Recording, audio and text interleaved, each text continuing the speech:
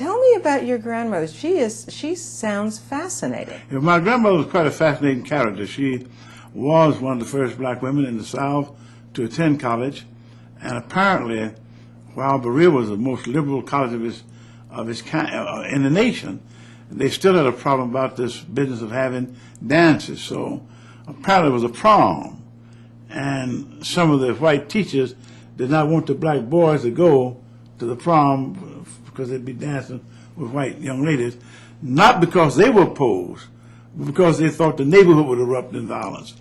And my grandmother led the protest movement for the boys to go, and ended up getting expelled, so she never finished Berea. But she did do her undergraduate work there, and later on taught music at Berea College. She was a gifted musical genius, in fact. And one of my earliest memories is in our childhood home. It was a very sort of ramshackle place where it was built, but in that house there was a great big organ with small pipes running from it. And my grandmother, even at the age of 70 and 80, was still teaching music. And in her early career, she was a public school teacher, later became a juvenile court probation officer, and my grandfather, her husband, was killed by one of the young men that was who was an inmate. In my childhood home next door to it was another house that my grandmother and grandfather used as the detention facility, and my grandfather was killed before I was born, and to the day she died, my grandmother observed that by always wearing a black dress every day of her life from 1918 to her death in 1942. Quite a gifted character, and I can remember that was a day when kids respected older people, and as a boy I can remember now grown men who would literally frighten the death of my grandmother for fear she might arrest them or take them to jail because of the great respect that she had and that she had built. She established a school, and the most famous black personalities of Memphis went to her school, Hooks College School of Music. In fact, the late Robert Church, who was a political genius in Memphis and whose father was the first black millionaire in the South, Robert Church attended her school. He was about the same age as my father, maybe a year or two difference in their ages. And I remember, even as a boy, mail coming, many years after the school had stopped, mail coming to the Hooks College School of Music.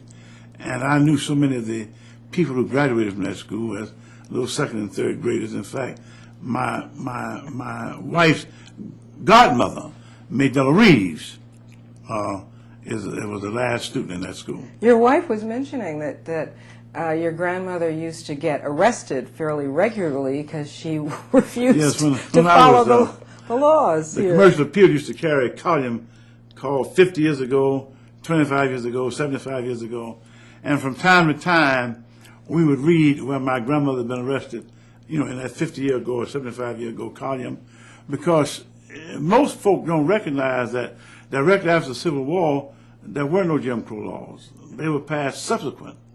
And my grandmother refused when they passed the laws saying you had to ride in the back. She refused to do it. She rode on the front of the streetcar, and in fact one of her good friends was Ida B. Wells.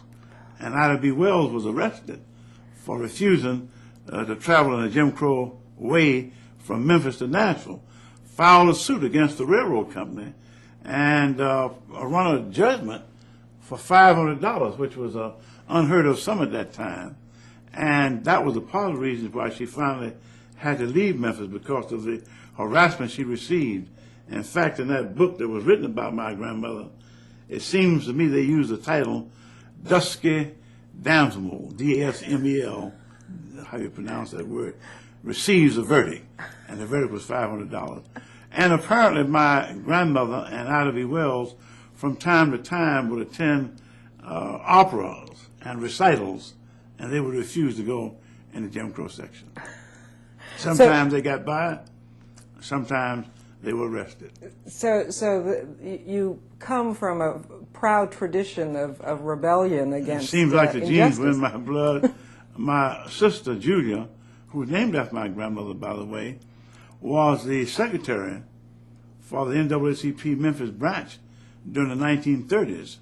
And that was a time when belonging to the NAACP could cost you your job. That's why a lot of people who taught school or worked for city government could not openly join the NAACP, because to do so meant you would lose your job. And it came to expression, they give their money backward, but they supported the cause. And for my sister to be the secretary in the 30s was quite an act of courage.